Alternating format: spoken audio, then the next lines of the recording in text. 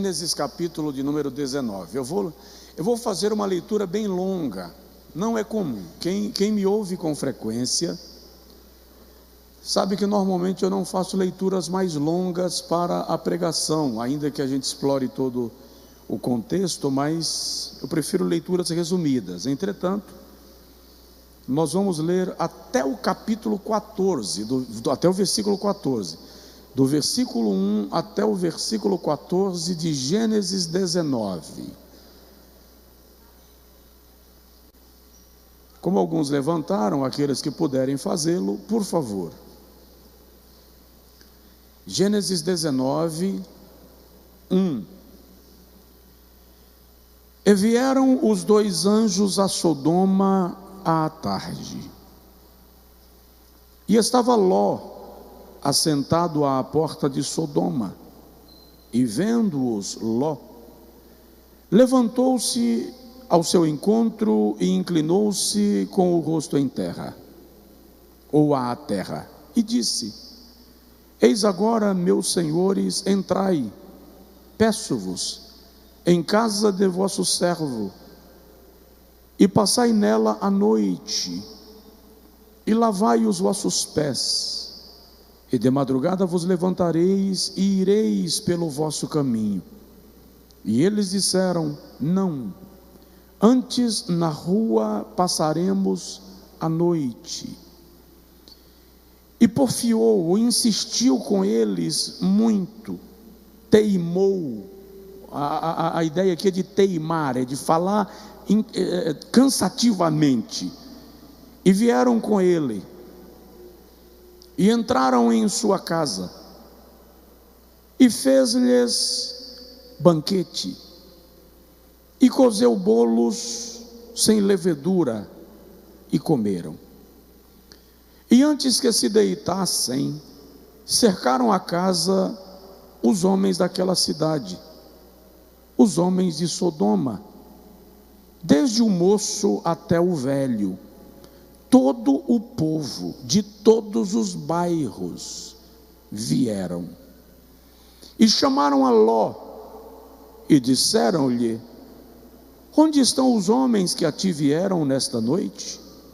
Traze-os para fora, ou traze-os fora para nós, para que os possuamos. Em algumas versões está: para que os conheçamos. Então saiu Ló a eles à porta, e fechou a porta atrás de si, e disse: Meus irmãos, rogo-vos que não vos façais mal. Eis aqui 2 filhas tenho, que ainda são virgens. Fora vos lastrarei, e fareis delas o que for bom aos vossos olhos. Somente nada façais a estes homens, porque por isso vieram à sombra do meu telhado. Eles, porém, disseram: Sai daí. Disseram mais: Como estrangeiro este indivíduo veio habitar aqui, e quereria ser juiz em tudo? Agora te faremos mais mal a ti do que a eles. E arremessaram-se sobre o homem, sobre Ló, e aproximaram-se para arrombar a porta. Aqueles homens, porém, estenderam as suas mãos e fizeram entrar a Ló consigo na casa, e fecharam a porta. E feriram de cegueira os homens que estavam à porta da casa, desde o menor até o maior, de maneira que se cansaram para achar a porta. Então disseram aqueles homens a Ló: Tens alguém mais nesta cidade? Teu genro, e teus filhos, e tuas filhas, e todos quantos tens nesta cidade, tira-os fora deste lugar, porque nós viemos para destruir este lugar, porque o seu clamor tem aumentado diante da face do Senhor, e o Senhor nos enviou para destruí-lo. Então saiu Ló e falou a seus genros, aos que haviam de tomar as suas filhas, e disse: Levantai-vos, saí deste lugar, porque o Senhor há de destruir a cidade. Foi tido, porém, como piadista, como zombador, como se estivesse contando uma piada para os seus genros. E ao amanhecer, os anjos apertaram com Ló, dizendo: levanta-te, toma tua mulher e tuas 2 filhas que aqui estão, para que não pereças na injustiça desta cidade. Diga amém. Agora diga comigo: Jesus fala com a gente. Amém. Podem sentar. Se você puder deixar a sua Bíblia aberta, deixe. Se você puder fazer algumas anotações, faça. Até porque nós não vamos nos deter apenas aos versículos que nós lemos. E eu vou falar de um assunto assim bastante diferente. Eu quero falar sobre um crente a reboque. Um crente a reboque. Deixa eu lhe fazer entender. Há muitos anos atrás, eu fui levar Jones para a escola. E como eu iria parar na porta da escola, ele iria descer do carro e eu voltaria para casa, e naquele dia eu ainda pretendia dormir um pouco mais, eu fui de pijama mesmo. Eu não ia descer do carro.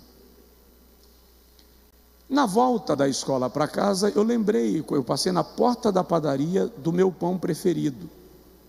Até hoje ela é a padaria com o pão que eu prefiro em Feira de Santana. Eu resolvi parar nessa padaria. Antigamente eu comia pão diariamente, hoje não mais. Do diariamente se tornou muito raramente. Mas o fato é que eu parei na porta da padaria. Como eu era um cliente conhecido, eu não precisaria descer. Eu chamei alguém, pedi o pão que eu queria, a pessoa foi lá, pegou o pão, me trouxe, paguei. Só que eu desliguei o carro, enquanto esperava. Quando eu resolvi funcionar o carro novamente, o carro não funcionou. E eu estava de pijama. Que cena, que luta. Depois de muito tentar, eu consegui falar com um irmão aqui da nossa igreja. Ele trabalha com mecânica de carro. Ele foi lá. Quando ele chegou lá, ele disse assim: pastor, é a bateria. A bateria acabou. Vou fazer uma chupeta. É quando ele pega um cabo e liga a bateria descarregada numa bateria carregada, funciona o carro, comunica a energia, meu carro voltou a funcionar. Nesse caso eu só precisei que ele fizesse a chupeta de um carro para o outro, mas se não fosse este o caso, eu estaria num sério vexame na porta da padaria vestido de pijama. Agora imagine que você acordou muito cedo para ir para o trabalho e você percebe que acordou atrasado. Então você toma um banho meia boca, toma um café que desce rasgando a garganta, porque não dá tempo esfriar o café, parte para a sua garagem para funcionar o seu carro, e quando você funciona o carro, ou tenta funcionar o carro não funciona. Deu um problema. Se é na garagem, e hoje em dia você resolve fácil, chama um transporte por aplicativo, mas imagina que isso aconteça no estacionamento do shopping. Você parou na rua para entrar numa loja e isso acontece. Já me ocorreu, vindo de Salvador, subindo a ladeira de Amélia Rodrigues, o meu carro deu 2 engulhadas, desligou em cima da pista, e eu precisei de um reboque, ou ser rebocado. Meu carro teve que ser trazido por outro carro. Isso já aconteceu na vida de mais alguém aqui, ou eu sou o único privilegiado? Já? Levanta a mão, fala, conta para mim, que é para eu não me sentir tão desmerecido. Tá? Imagine que após abastecer o carro, você vai funcionar e o carro não funciona. E aí você precisa de um guincho para conduzir o teu carro, seja porque a bateria descarregou, seja porque você colocou um combustível ruim, seja por um problema elétrico ou mecânico qualquer. O fato é que muitas vezes o carro te deixa em má situação, e aí você tem que ser rebocado, alguém tem que te puxar. Você já parou para analisar que existem pessoas que também são assim? Vou traduzir. Elas só vêm na igreja se forem trazidas. Se elas faltarem ao culto e ninguém perceber a ausência delas, elas ficam amargas e dizem assim: não vou mais, não perceberam minha ausência. Se de repente ela tiver um problema e ninguém for visitar, ninguém ficou sabendo, porque ela não disse, não comunicou, mas ela quer que alguém tenha revelação, e como nem todos têm revelação, ela diz: eu vou mudar de igreja porque esta igreja não ama. São pessoas que só funcionam no tombo. Vou explicar o que é tombo, tá, gente?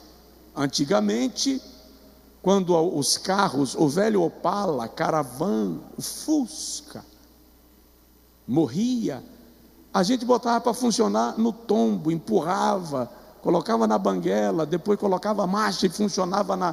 Tem gente que só funciona assim. Se aquele líder ou aquela pessoa que ela admira viveu uma situação difícil, um deslize, um pecado, ela desvia. Porque a fé desta pessoa, ainda que tenha referenciais aqui, de algum modo parece não estar firmada em Cristo. Funciona a reboque. Ló, ou Lot, a expressão hebraica, era esse tipo de crente, frio, influenciável, ambicioso, aquele tipo de crente que olha mais para as necessidades imediatas do que para as promessas. Nós vamos observar no texto sagrado que Ló só começa a sua viagem de fé na carroceria da fé de Abrão, seu tio. Ele vive o tempo inteiro de carona. A gente não encontra em nenhum momento da história sagrada Ló fazendo uma oração. Abrão foi para Siquém, Ló foi atrás. Abrão foi para o Egito, Ló foi atrás. Abrão edificou a sua casa entre Betel e Ai, Ló estava atrás. Interessante. Todos os lugares que Abrão visitou ou morou, a Bíblia diz que Abrão edificou um altar. O único lugar onde Abraão não edificou altar foi no Egito. A gente fala disso em outro momento. Mas você não encontra Ló edificando nenhum altar. Diga comigo: Ló não edificou altares. O desenvolvimento espiritual de Ló, na medida que a gente lê a Bíblia, a gente percebe que ele não acontece. Tanto que quando ele chega em Sodoma, ele logo se envolve com a cultura de Sodoma. Ele se comporta como alguém de Sodoma. Versículo 19, nós não chegamos a ler, mas o texto sagrado diz que Ló estava entranhado com a vida de Sodoma. Observe que mesmo Sodoma sendo destruída, ele não quer ir para longe, ele quer ficar perto. Tanto que ele pede para morar em Zoar. Texto da língua portuguesa fala Zoar, a expressão seria Tzoar. E é interessante que o anjo diz assim: eu também destruiria esta cidade, ela está na lista para ser destruída, mas por causa do teu pedido eu vou te atender e ela será preservada. E é interessante que Ló, no final das contas, termina não indo morar lá, mas é um camarada que não quer ficar longe de Sodoma. Deixa eu te falar um pouquinho sobre Sodoma e Gomorra, para você entender a razão pela qual Deus quis destruir aquela cidade. Depois de uma rápida pesquisa que eu fiz a partir da Torá, Talmud ou Midrash, que são textos antigos da cultura judaica e oriental, de modo geral, cultura rabínica, a gente percebe que a corrupção de Sodoma e de Gomorra era muito mais ampla do que a gente consegue imaginar. O texto fala lá na Epístola de Judas que eram 5 cidades. Embora se fale muito em Sodoma e Gomorra, parece que Sodoma e Gomorra eram as cidades polo, as cidades mais importantes. Mas outras cidades também foram subvertidas, foram destruídas. Entre elas nós temos Admar, Servoim e Zoar, que seria destruída e foi poupada por causa do pedido de Ló. Mas na medida que fui lendo hoje, eu tomei um susto com Sodoma. Por exemplo, no capítulo 13 de Gênesis, o escritor diz que os pastores de Ló e Abrão começaram a contender. E por causa disso, Abrão chama Ló e diz: não é bom que contendamos.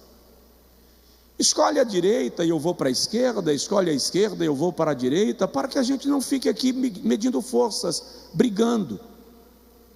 O texto antigo menciona que não é uma briga por espaço, porque eu sempre entendi que é porque não cabia o rebanho, mas na verdade não era isso. O que os textos judaicos mencionam é que os pastores de Ló levavam os seus rebanhos para pastarem nos pastos de outras propriedades, ou seja, roubavam o pasto.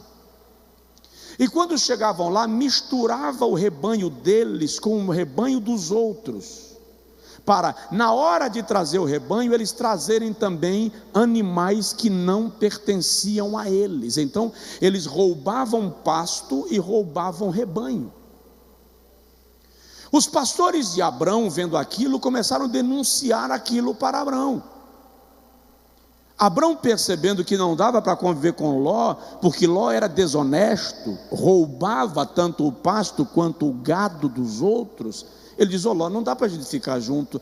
Por isso que o texto diz que os perezeus habitavam na terra, ou seja, eram povos selvagens, violentos, que estavam sendo roubados por Ló, e Abraão sabia que aquilo ia gerar um derramamento de sangue. Então ele diz a Ló: eu não quero andar contigo, porque nós vamos viver uma tragédia, vai ter uma situação difícil aí.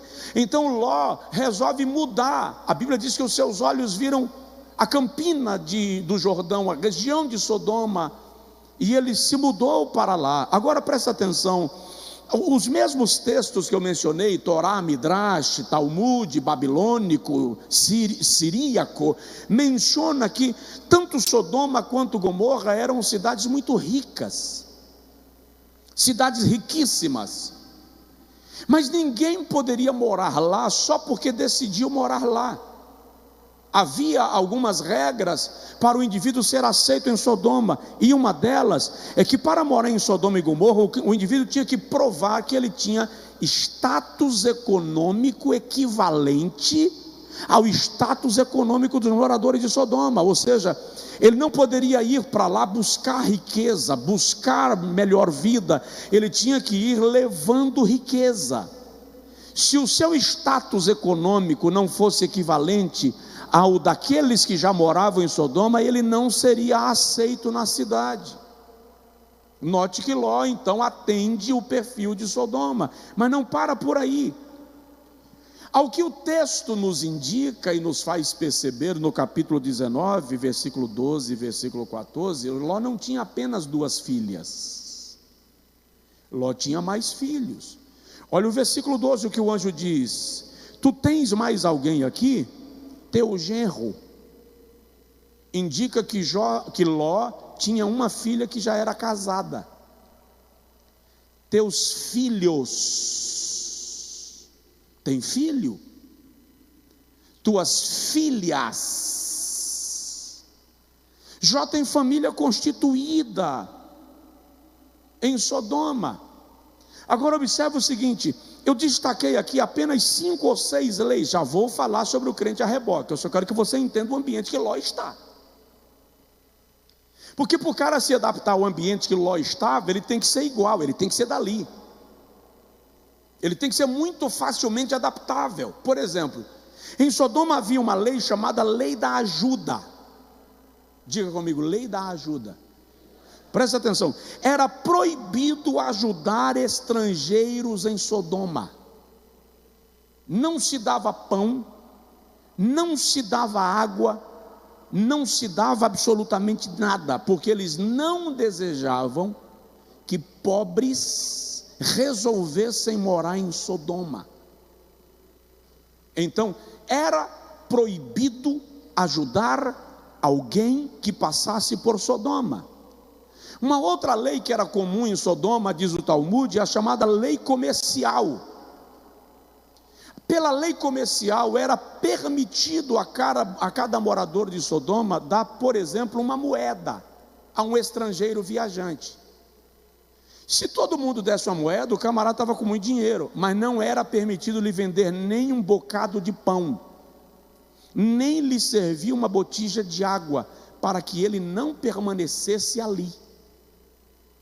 Se o indivíduo, na esperança de ser servido, ficasse em Sodoma e viesse a morrer de fome e de sede, cada pessoa que lhe dera uma moeda podia ir lá no corpo morto, retirar a moeda que deu de volta e deixar o corpo se estragar, entrar em estado de putrefação. Veja o nível de selvageria, de frieza que se pratica em Sodoma. A terceira lei comum em Sodoma era a lei sobre os danos. Vou te explicar a lei sobre os danos.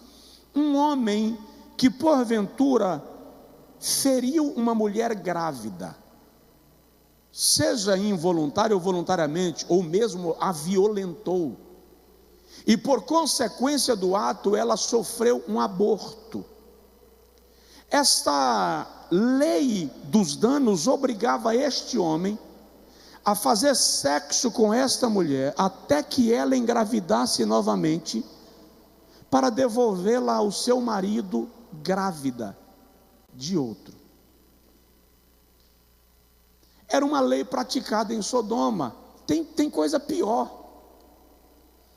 A lei das lesões dizia que se um homem ferisse a outro e o outro sangrasse, no julgamento, o ferido tinha que pagar uma multa financeira a quem lhe feriu. Por quê?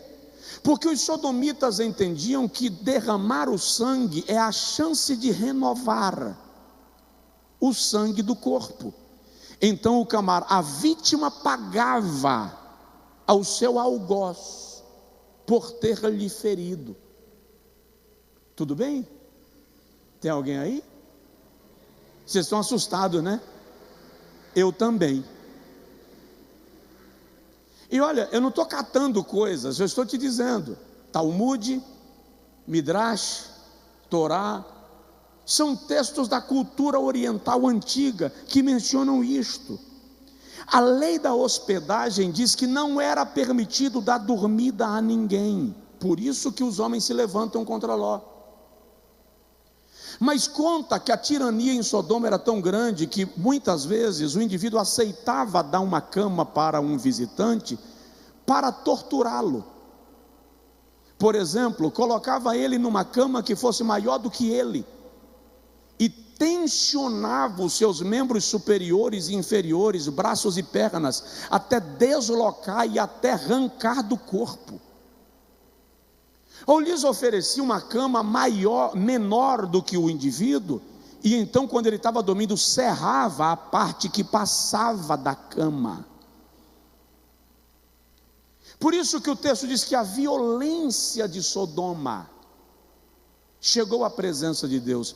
Os pecados de Sodoma não se resumiam aos pecados sexuais, como nós aprendemos ao longo do tempo. Era uma cidade violenta, sanguinária, fria, carregada de desamor, vamos usar um termo aí do sertão, desalmada. E tem outras coisas de Sodoma que são assustadoras. Aí o texto sagrado diz para nós que Ló foi morar lá. E é interessante que ele não foi de vez. O texto diz no capítulo 13 que ele foi estendendo as suas habitações até chegar em Sodoma. Ou seja, ele teve tempo para conhecer a cultura de Sodoma, ele só decidiu se adaptar. E se adaptou tanto que se tornou juiz da cidade. O texto diz, no versículo que nós lemos, versículo de número 9, diz que Ló fazia parte do conselho administrativo da cidade. Ele fazia parte da gestão da cidade. Inclusive parece que ele era quase um prefeito da cidade. Tanto que os homens dizem, ele quer ser juiz sobre tudo, ele quer mandar em tudo, ele quer governar sobre tudo. Ló estava tão adaptado a Sodoma que as suas filhas já eram noivas de sodomitas. E é possível que uma delas já fosse casada. Seus filhos estavam lá. Para Ló, a cultura de Sodoma era tão comum que ele chama os homens e diz: olha, deixe os visitantes em paz, eu vou trazer as minhas 2 filhas para fora, elas são virgens, façam com elas o que melhor parecer aos vossos olhos. Olha o nível que Ló está. É um nível tão grave que a Bíblia diz que Ló estava demorando sair. Demorar a sair ali é embromar, enrolar, ganhar tempo, vencendo os anjos, os seres angelicais, pelo cansaço. Morar em Sodoma estava tão bom para Ló que a mulher dele rejeitou sair, porque o termo que diz olhou para trás não significa que ela saiu da cidade quando a hecatombe aconteceu, ela olhou de lá para falar assim, não. O texto olhar para trás ali é rejeitou sair.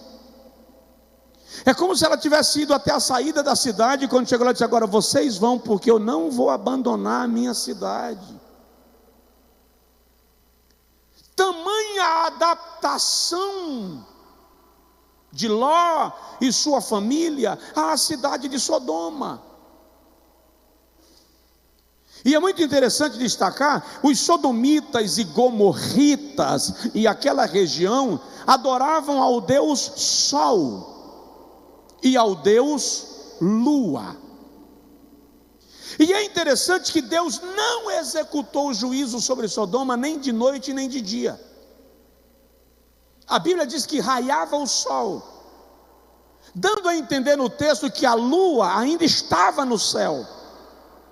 Por que Deus escolheu esse horário? Porque se Deus executasse juízo durante a noite, os sodomitas iriam dizer que Deus não teve coragem de enfrentar o Deus Sol. Se o juízo fosse durante a noite, Deus não teve coragem de enfrentar o Deus Lua. Se fosse de dia, Deus não encarou o Deus Sol. Então Deus executou o juízo no momento que o Sol e a Lua estão presentes para declarar que Ele controla o Sol e a Lua e faz aquilo que lhe apraz. A experiência de Ló ensina para nós como é fácil a gente se adaptar a um estilo de vida que não condiz com a nossa formação e convicções. Ló se adaptou. Agora vamos observar como muitos crentes se parecem com Ló no que tange a viverem no empurrão. Ló só vivia, sua experiência era na sombra de Abraão, sua caminhada de fé, eu já disse, era na carroceria de Abraão, era na carona de Abraão. Tem muita gente na igreja assim, não tem experiência, convicção da sua fé e da sua salvação, da sua vida em Cristo. Então deixa eu traçar para você, muito rapidamente, algumas características do crente a reboque. Tudo bem? Diga amém. Pergunta para a pessoa do seu lado: você ainda está aqui? É uma mensagem doutrinária, pastoral. Primeira característica do crente a reboque: vive na sombra dos outros e não na presença de Deus. Só vai para a igreja se fulano for, só jejua se fulano jejuar, só ora se fulano orar. Ló vivia na sombra de Abrão. Tem muita gente na igreja que é assim, vive mais na sombra dos outros do que na presença de Deus. Então eu tenho que te perguntar: onde é o teu refúgio? O irmão vai observar em Gênesis capítulo 11, versículo 31, que quando Ló começa a caminhar saindo de Ur para Canaã, ele já vai na sombra do seu avô. Até aí ok. Quando Abraão viaja para seguir a sua rota, ele leva Ló consigo, na sombra. Tão logo Ló e Abrão se separam, Ló se perde. Vou repetir: tão logo Ló e Abrão se separam, Ló se perde. Nós vamos encontrar algo parecido lá no segundo livro das Crônicas, capítulo 24, versículo 1, quando a Bíblia fala de Joás. Quem é Joás? Joás é um menino rei, herdeiro do trono. Ele tem 6 anos, quando a sua avó, Atalia é filha de Acabe e Jezabel. Atalia resolve matar todos os descendentes de Acabe, seus parentes. Ela mata todos os seus irmãos, mata todos os seus sobrinhos, mata todos aqueles que poderiam ser reis. Então Jeoiada, que é o sumo sacerdote, salva Joás com 6 anos. Ele é neto de Atalia. Então Jeoiada salva Joás e esconde Joás do templo. E a Bíblia diz que Jeoiada mandou chamar todos os levitas do território de Israel e disse: tragam as suas espadas e ocupem o templo com espadas à mão, para que Atalia não venha tomar Joás da nossa mão. E ele guarda Joás até que Joás chega na idade de assumir o trono. E Jeoiada, com os demais sacerdotes, unge Joás para ser rei. Mas você vai ler no segundo livro das Crônicas, capítulo 24, que o texto diz assim: Joás permaneceu reto aos olhos de Deus enquanto Jeoiada vivia. Quando Jeoiada, o sumo sacerdote, morreu, Joás se tornou idólatra, assim como o seu avô Acabe e Jezabel. Ou seja, só temeu a Deus enquanto Jeoiada estava vivo. O crente a reboque é assim: ele vive mais na sombra do outro do que na presença de Deus. Quando nós lemos Atos dos Apóstolos, capítulo 20, versículo 28 a 31, Paulo faz uma reunião ministerial, e Paulo diz assim: olhai por vós mesmos. Ele está falando para o ministério. Olhai por vós mesmos e pelo rebanho sobre o qual Deus vos constituiu ministros, para apacentardes as ovelhas que ele adquiriu com o seu próprio sangue. Porque eu sei, diz Paulo, que depois da minha partida entrarão no meio de vós lobos cruéis que não pouparão o rebanho. E dentre vós mesmos se levantarão homens presunçosos, querendo atrair discípulos após si. Vigiai. E não vos esqueçais que por 3 anos e meio eu vos admoestei com lágrimas, de dia e de noite, a cada um de vós. Veja o que Paulo diz: entrarão no meio de vós homens, do meio de vós se levantarão homens, querendo fazer discípulos para si. É muito cômodo para uma liderança de propósito, de motivação duvidosa, formar discípulos que serão presas suas. cativos seus, manipulados por eles. Entretanto, a ovelha não é minha, é de Cristo. O rebanho não é meu, é de Cristo. Se tornou muito comum, pode aplaudir, pode dar glória, se tornou muito comum no Brasil líderes que tratam o rebanho como se fosse propriedade sua, e não é.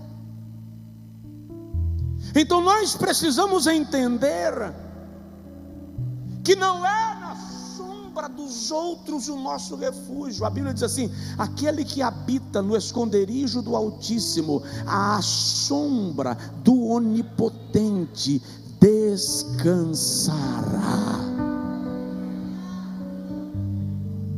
É preciso saber diferenciar, inclusive, e eu não vou entrar nisso agora, o conceito de presença e poder, porque nem sempre onde está o poder está a presença. Ah, pastor, agora o senhor me confundiu, vem para o próximo culto. Nem sempre onde está o poder está a presença, mas eu lhe garanto, onde estiver a presença estará o poder. Então a nossa busca é pela presença de Deus, e o crente a reboque vive na sombra dos outros e não na presença de Deus. Diga bem. Segundo, o crente a reboque vive mais apegado às coisas materiais do que interessado nas coisas espirituais.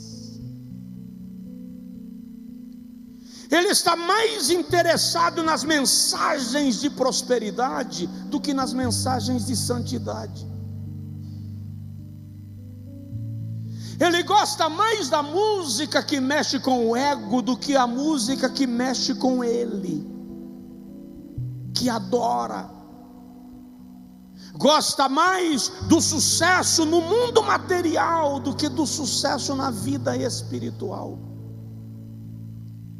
Ele entende que se o salário dele melhorou, se a casa dos sonhos ele comprou, se o carro que ele desejava ele pagou, então aqui basta. Não importa se a vida espiritual dele está descendo a ladeira. O crente a reboque vive por vista. A Bíblia diz em Gênesis 13:13 que Ló olhou para a campina do Jordão e gostou. O crente fiel a Deus, de experiência com Deus, vive pela fé, não pela vista.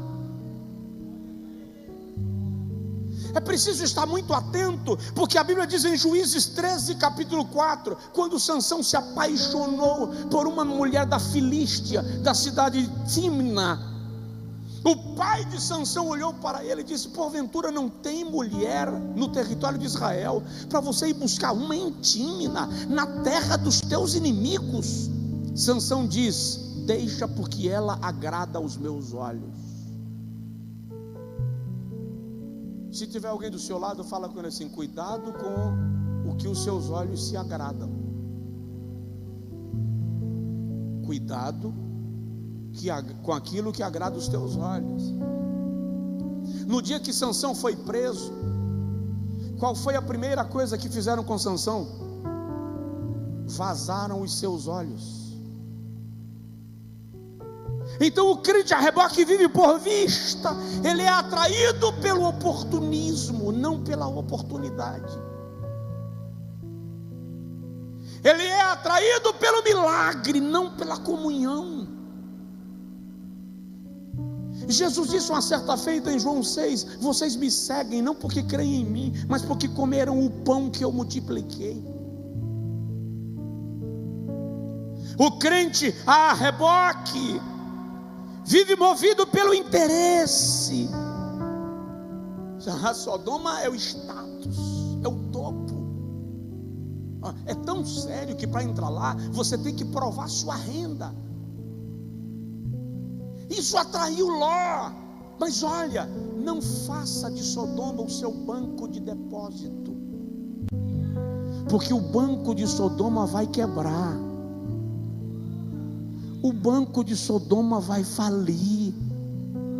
É interessante, Ló foi pela vista, perdeu tudo que tinha. Abraão ficou pela fé e recebeu até aquilo que não pediu. Provoca aí o seu vizinho e fala com ele assim: pela fé é mais seguro do que pela vista. Pela fé é mais seguro do que pela vista. Ló está tão embrenhado, tão embebedado com Sodoma, que se o irmão lê o capítulo 19, versículo 2, ele chama os anjos de meu Senhor.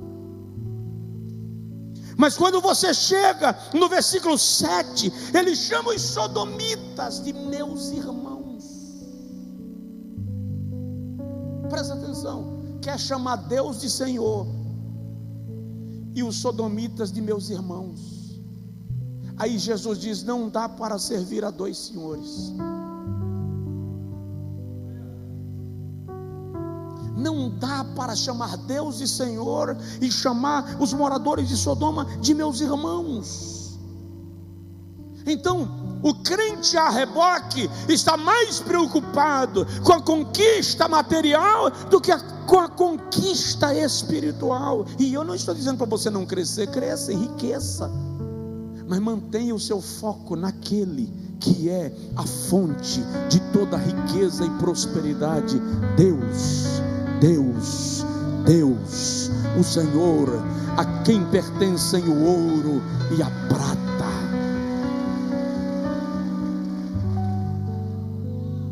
Terceiro lugar, o crente a reboque se interessa mais pela prosperidade da família do que pela salvação da família. Eu vim para esse culto hoje porque me disseram que era uma palavra tão boa, que o pastor prega bem e que é uma palavra inteligente. Vim ouvir isso. Veio, pois é, você veio. Só não vou embora porque estou com vergonha de levantar e sair. Sai não. Sai não, porque Deus está mexendo no cascão. Ele está tirando a casca para colocar remédio. Quantas vezes nós nos preocupamos mais com a prosperidade da nossa casa do que com a salvação dela?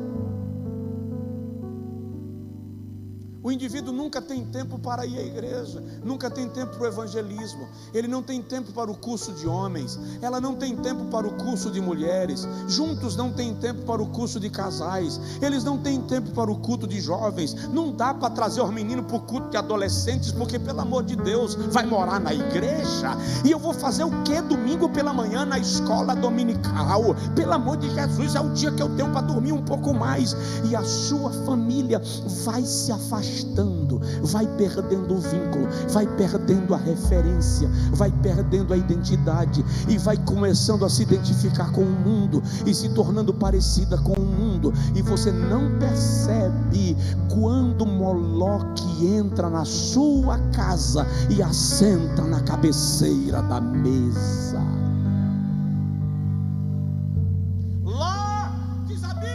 Foi estendendo as suas tendas até Sodoma, levando sua família para Sodoma, feliz da vida, porque se tornou juiz da cidade, membro do conselho da cidade. Já desvalorizava tanto a salvação da sua família, que no final das contas ele se tornou pai dos seus netos e avô dos seus filhos. Suas duas filhas que sobreviveram à tragédia de Sodoma embebedaram a Ló, deitaram-se com ele, fizeram sexo com ele, ficaram grávidas dele e geraram dois filhos que se tornaram pais de nações, Amon e Moabe, avô dos filhos e pai dos netos.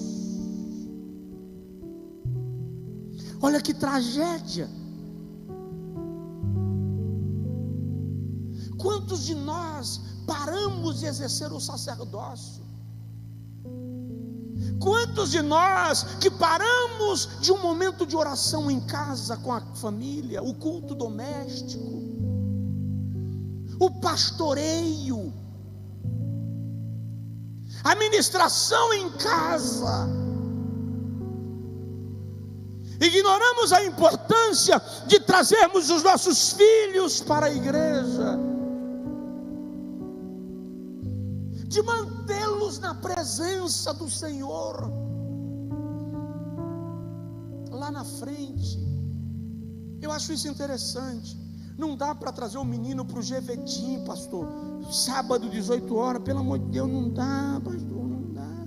Aí daqui uns dias você vai ter que buscá-lo 3 horas da manhã, depois de um aniversário numa boate. É isso mesmo? É isso mesmo? Não dá para tomar tempo para ouvir as suas necessidades, as suas crises existenciais, porque está chorando, porque está nervoso, porque tirou nota ruim, porque não quer mais ir para a igreja, porque não quer ir para a casa do tio. Vai ter que ir, quem manda sou eu. Você não tem tempo para ouvi-los. Enquanto isso, Satanás, que é astuto, sagaz, covarde, vagabundo da pior estirpe, está ludibriando a tua descendência, porque você negligenciou o altar, como Jó. Agora eu estou falando de Jó. Porque enquanto Ló não se preocupa com o sacerdócio da sua família, Jó edifica altares, um altar para cada filho, e ora por eles, e sacrifica por eles, e intercede por eles. Ei, onde está o sacerdócio? Onde estão os homens dessa casa? Levanta assim a mão, por favor. Diga comigo: Senhor, eu assumo o compromisso de exercer sacerdócio na minha casa.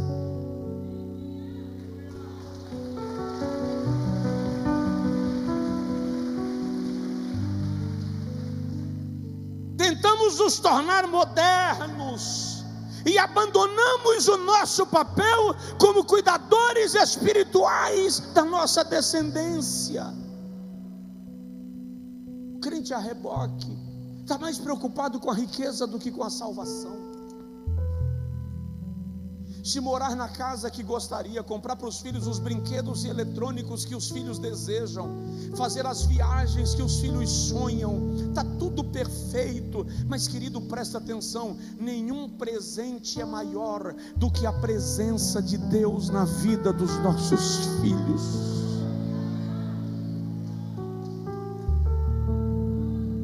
Nenhum presente é maior do que apresentar Deus aos nossos filhos. Nenhuma influência será maior do que fazer os nossos filhos irem aos joelhos orando conosco. Não, eles não têm que ficar lá 1 hora de joelhos, mas só o fato deles ajoelharem 2 minutos, 3 minutos do seu lado indica que a referência está sendo construída, que a experiência vai ser vivida. O crente a reboque não se preocupa com a salvação, mas o crente salvo sabe que aqueles que se colocarem diante de Deus viverão a prosperidade, viverão o milagre, viverão a bênção de Deus na sua vida.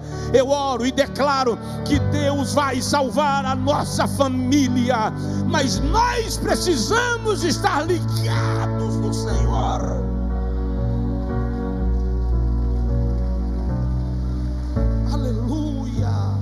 Já vou terminar. 4º e penúltimo lugar.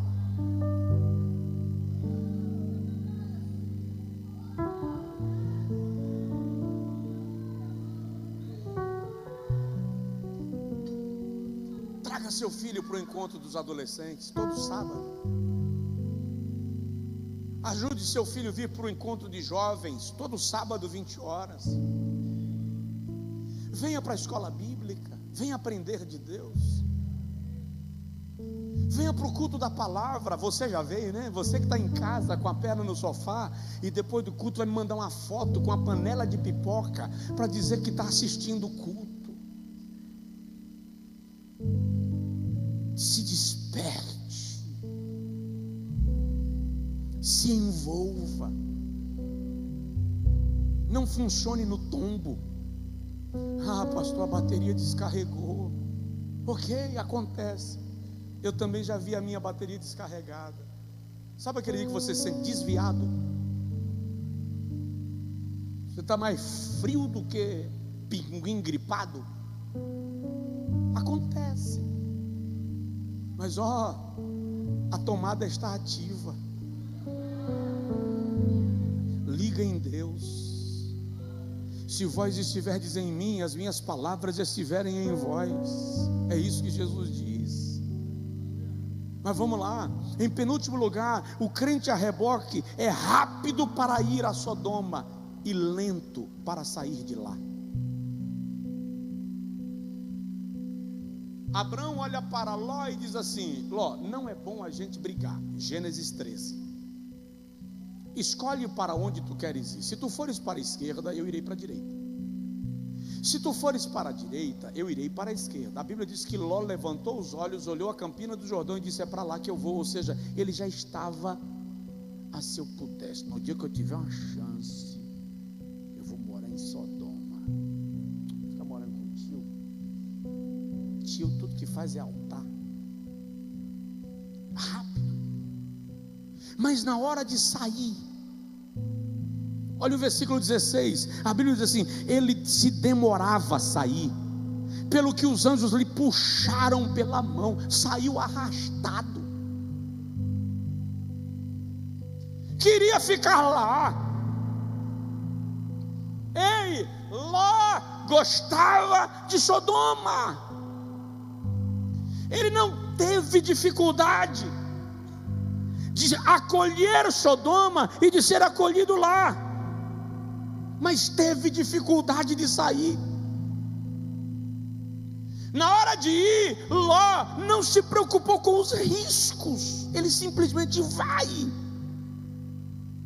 Interessante, Ló não teve nem a elegância de dizer assim: tio, quando Abraão falou com ele, escolhe para onde você quer ir, ele poderia ter dito: tio, o patriarca é o Senhor. Pela lei do Oriente, o Senhor tem prioridade. Então o Senhor escolhe. E o Senhor escolhendo, eu vou para o outro lado, mas a prioridade é sua. Ou Ló poderia ter sido elegante e inteligente e dito assim: meu tio, eu sei que a bênção de Deus repousa sobre o Senhor. Se eu sair de debaixo dessa bênção pode dar errado. Vamos fazer o seguinte: mistura o rebanho meu com o teu, e eu vou ficar aqui debaixo da tua sombra. Mas Ló não entende de submissão, não entende de autoridade espiritual, não entende de paternidade. Ele é tosco, distante de Deus. Por quê? Porque ele nunca teve uma experiência com Deus, ele não a buscou. Quando você fica na igreja a vida inteira, mas nunca busca uma experiência com Deus, você é crente, religioso, frequentador da igreja, habitualmente você está aqui, mas você não conhece a Deus ainda. É muito comum na igreja pessoas que ainda não conhecem a Deus. Olha o que o Senhor diz em Isaías: o jumento conhece o seu dono, o boi conhece aquele que lhe dá capim, mas o meu povo não me conhece. Isaías 1. Oséias 6, conheçamos e prossigamos em conhecer ao Senhor. Oséias 4, o meu povo está sendo destruído porque lhe falta o conhecimento. Jesus acalma o mar e os discípulos dizem: quem é esse? Estavam com ele, andavam com ele, mas não sabia quem ele era. Para não falar de Jó. Quem aqui é mais crente do que Jó? Levanta a mão. Mas no final Jó diz assim: Senhor, eu só te conhecia de ouvir falar. agora é que os meus olhos te contemplam. Então, Ló poderia ter dito: não, tio, não, eu vou ficar aqui, porque a bênção que desce sobre a tua cabeça me alcança. Eu sou apenas a orla do vestido, mas eu vou ficar aqui. Porém, Ló claramente não quer sair de Sodoma, está enrolando, ganhando tempo. O anjo puxa pela mão: sai, porque vai cair fogo. E a Bíblia diz que desceu fogo do céu e subiu enxofre. Presta atenção, o fogo é para destruir, o enxofre é para anular a chance de reconstrução. O problema maior não é o fogo, porque aquilo que o fogo queima se reconstrói. Mas se o enxofre vier, não tem reconstrução. Não é por acaso que a região onde estava Sodoma e Gomorra, para alguns geógrafos da geografia bíblica, alguns estudiosos da geografia bíblica, é exatamente a região onde hoje está o Mar Morto, sem vida. Subiu enxofre, rápido para ir para Sodoma, lento para sair. Quantas vezes nós ficamos procrastinando a saída do lugar onde Satanás está imperando contra a nossa vida?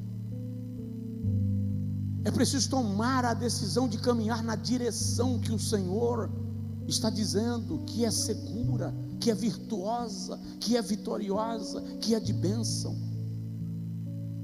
E eu vou concluir dizendo ao irmão: o crente a reboque entende de riqueza, mas não entende de prosperidade.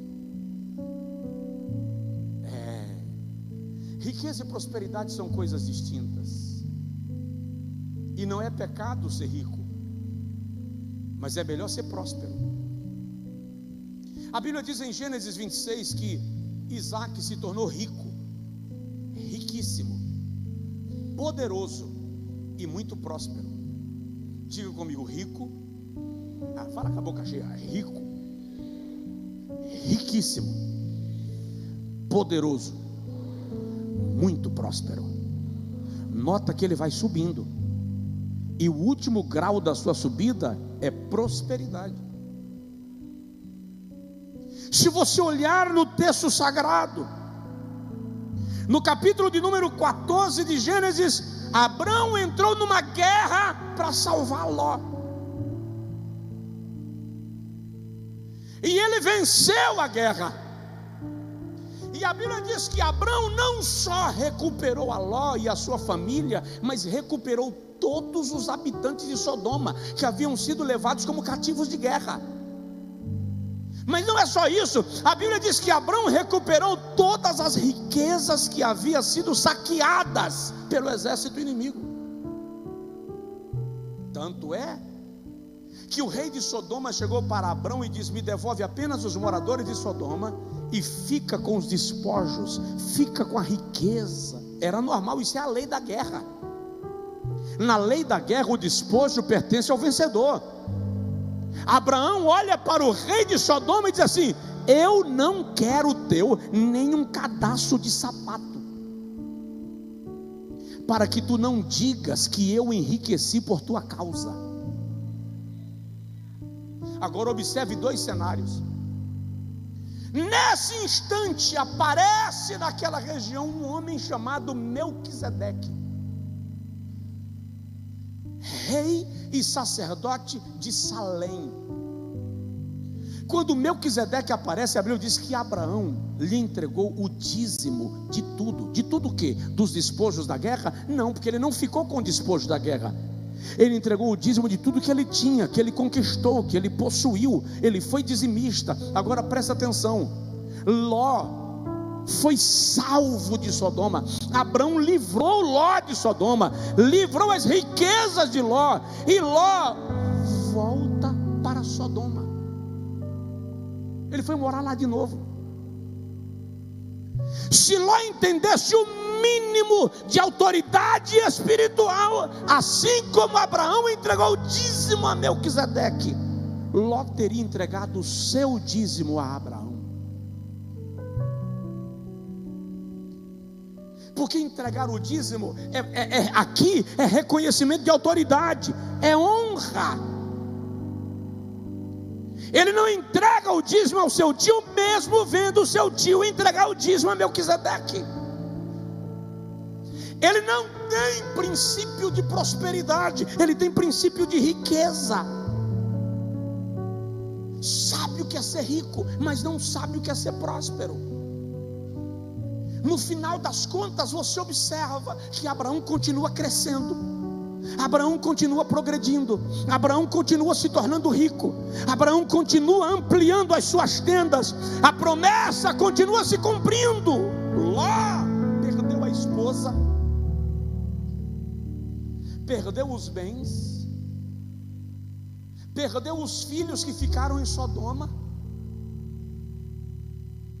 As duas filhas que saíram com ele estavam com a natureza de Sodoma, se prostituíram com o próprio pai, ficaram grávidas do próprio pai, porque Ló não entendeu o que significa prosperidade. Porque riqueza se adquire aqui e aponta apenas para aquisições materiais. Prosperidade aponta para aquisições materiais, mas também espirituais. Por isso que o Senhor diz assim: trazei, honra ao Senhor com os teus bens, e com a primeira parte de toda a tua renda se encherão de trigo os teus celeiros e de mosto os teus lagares. Trigo fala de bênçãos materiais, mosto fala de bênçãos espirituais. Em Joel capítulo 2, o Senhor fala de bênçãos materiais, emocionais e espirituais. Versículo 23: as eiras se encherão de trigo e os lagares transbordarão de mosto e de azeite. Olha para mim enquanto concluo, por gentileza. Deus não quer te dar apenas bênçãos materiais, Ele quer abençoar as tuas emoções, Ele quer abençoar a tua vida espiritual. Aprenda com Abraão. Ainda que alguém na internet diga: dízimo é da lei mosaica, essa questão de finanças na igreja é coisa do Antigo Testamento. Segue o princípio da fé. Ninguém é obrigado a sê-lo, ninguém é obrigado a ofertar, a ser dizimista, mas compara a vida de Abraão com a vida de Ló e veja o resultado. Onde está a descendência de Ló?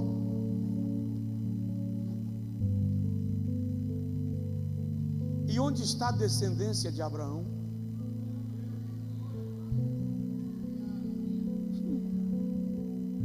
Qual é o fim de Ló? Bêbado, numa caverna, sofrendo abuso sexual das próprias filhas. Qual é o fim de Abraão? Sara, com 70 anos, uma coroa, né? Uma mulher com 70 anos já é coroa, pode falar assim? Ou é crime? Alguém falou ali que é idosa mesmo. Uma mulher com 75 anos é uma coroa, né?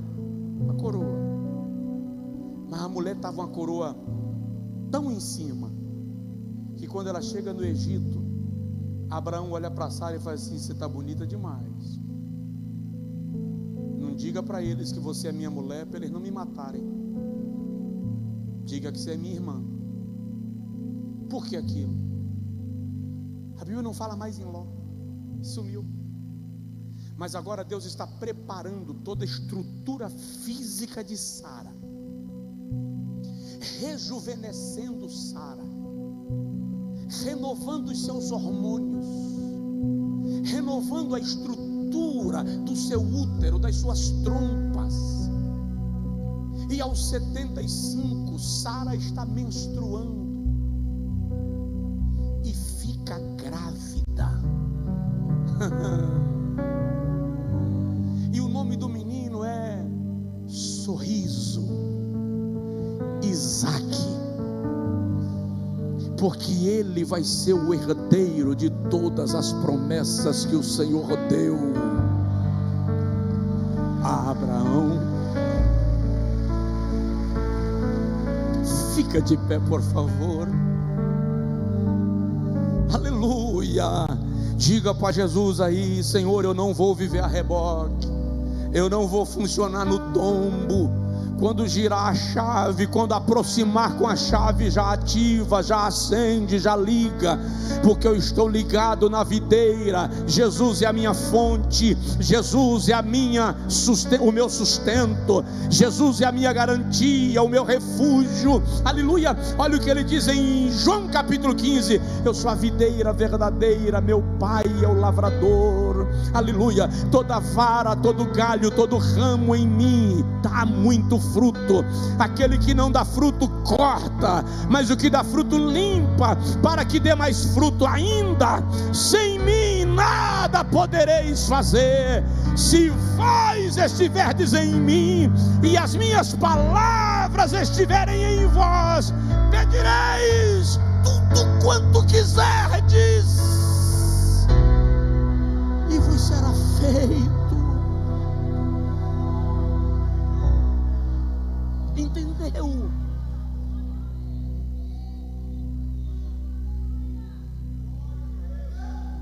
Ora comigo.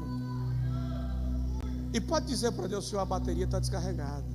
Pode dizer: Senhor, eu estou precisando de socorro, mas o Senhor é o mecânico, vem cá, me ajuda. Você que está em casa, pois Senhor, eu estou vazando óleo. Quando para o carro, o Senhor que tira da garagem, a garagem está banhada de óleo. Senhor, o chassi está empenado, a ignição não funciona mais. Mas Ele vai sentar e vai fazer todos os reparos, e vai sair novinho em folha, porque Ele é Deus que não joga no ferro velho. Ele é Deus que não joga no lixo.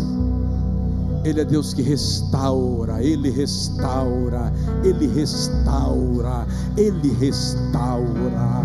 Aleluia, Senhor. Aqueles que estão em casa precisando de um toque de renovação, aqueles que estão aqui no templo, aqueles que estão em casa e sentaram não porque queriam receber a palavra, queriam apenas examinar o que está sendo dito, o que está sendo cantado.